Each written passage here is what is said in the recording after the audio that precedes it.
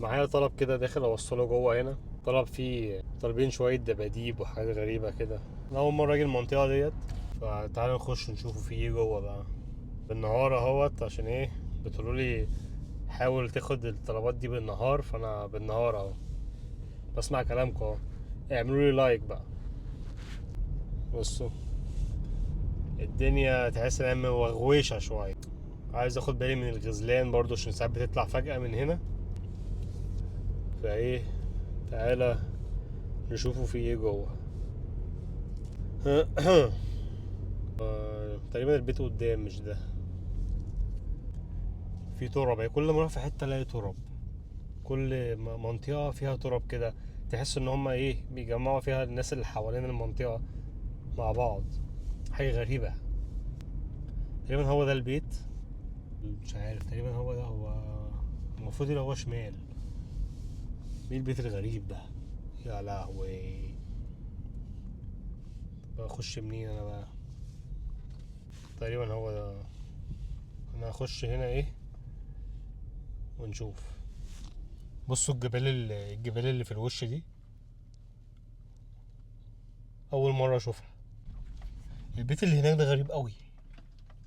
البيت ده في ناس عايشه بس مفتح كده، والخشب بتاعه واقع. حاجه غريبه، مش عارف ازاي عايشين هناك. ايوه هو ده البيت. المفروض انزل عنده الحاجه، الدباديب والحاجه. عندهم كلاب، بيقول لي خلي بالك من الكلب. عايزين نبصوا كده ايه، نشوفوا في كلاب ولا لا قبل ما انزل. عشان لو في كلاب بره انا هتصل بيهم اقول لهم حد يطلع ياخد الحاجه. اه ده في كلب بس محبوس. انا هركن هنا. وايه، شايفين هو ده الكلب يعني اللي بيقولوا عليه؟ اكيد في كلاب تانية يعني. ده كلب. بصوا المكان. بصوا كل واحد عنده المزرعة قدام بيته، مش محتاجين ان هم ايه يروحوا يجيبوا بقى خضار والكلام دوت. فهم يتعاملوا هنا بنفسهم يعني، يزرعوا حاجاتهم وياكلوها وعايشين كده.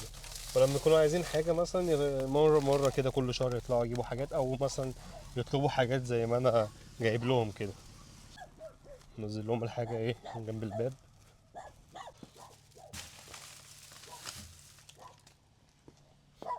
ايوه. كلب دوت صغير بس عمل لنا فيلم. ايه ناخد لهم الدباديب. ننزل لهم الدباديب. جايبين دباديب ودباديب. بس بقى اسكت بقى. يا ساتر عليك كلب رخم. عندهم قطة.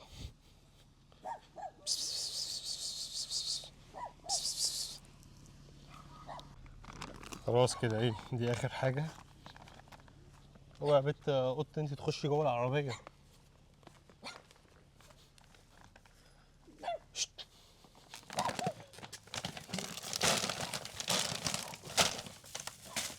بس حطينا لهم الحاجة اهيت، ناخد الصورة بتاعتنا ونتكل على الله. انت بتعملي ايه انت؟ امشي من هنا عشان ما. قطة. قطة. بست. بست. خلاص كده نزلناه. ما تنساش تعملي لايك، تعملي كومنت. لو اول مرة تشوفني على الفيسبوك اعمل لي فولو. يلا سلام.